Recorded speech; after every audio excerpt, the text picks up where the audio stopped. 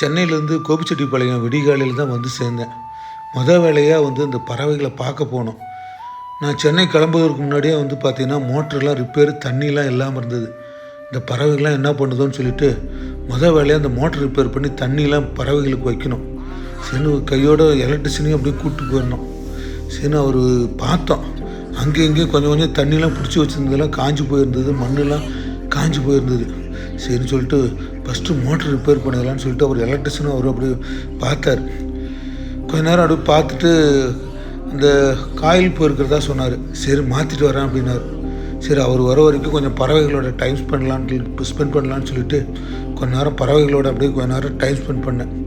சரின்னு கொஞ்ச நேரம் கழித்து அவர் வேறு புது காயிலோடு அவர் வந்தார். திருப்பி அதெல்லாம் கொஞ்சம் அட்டன் பண்ணி பார்த்தார். திருப்பி மெயின்லாம் ஆஃப் பண்ணி எல்லாம் செக் பண்ணி பார்த்தா திருப்பி மோட்ரு ஓடலை. சரின்னு சொல்லிட்டு திருப்பி எல்லாம் அந்த பாக்ஸ் எல்லாம் கழட்டி செக் பண்ணி பார்க்குறப்ப இன்னொரு உள்ளுக்குள்ளேயே இன்னொரு காயில் போயிருக்கு அப்படின்னாரு. சரின்னு அந்த பாக்ஸே எடுத்துகிட்டு போயிட்டு அந்த விடிகாலையில் எங்கேயோ போயிட்டு ஒரு பக்கம் ரெடி பண்ணிட்டு வரேன்னு சொல்லிட்டு அப்படி போனார். சரின்னு சொல்லிட்டு அப்புறம் கொஞ்ச நேரம் கழித்து பறவைகளோடு இருக்கிறப்ப தான் அவர் அந்த காயிலெல்லாம் ரெடி பண்ணிவிட்டு அவர் வந்தார். அப்பா ஒரு வழியாக மோட்ரு போட்டு தண்ணி வந்ததுக்கப்புறம் தான் மனசு நிம்மதி.